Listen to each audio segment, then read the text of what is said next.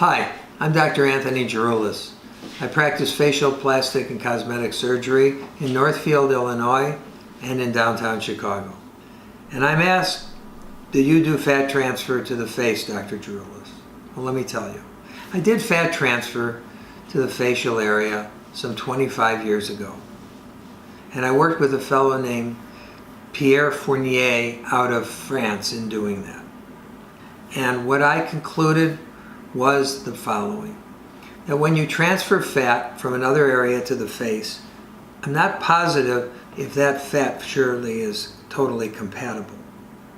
Having said that, the next problem is when you inject fat, a large percentage of it does not take. And therein lies another inherent problem.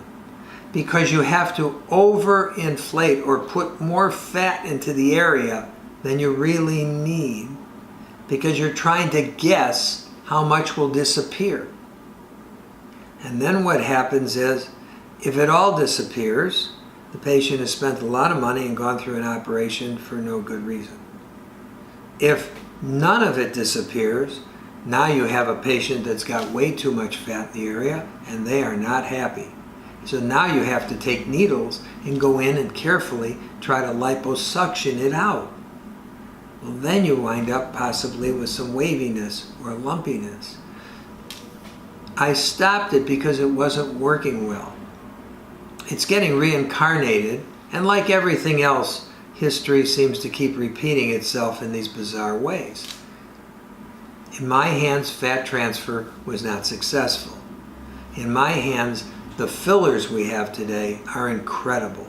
And the beauty of the fillers today are I can put them in the same places you put fat transfer in. However, I can measure it. And what I put in will not go away until the body absorbs it, which will be anywhere from 9 months to a couple of years. So this is much more calculating.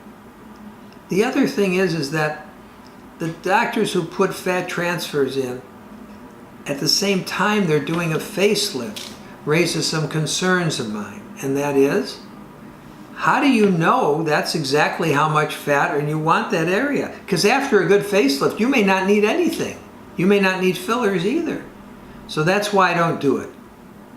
But I do like fillers in these areas very much. I think they're much safer and they're more predictable. Thank you.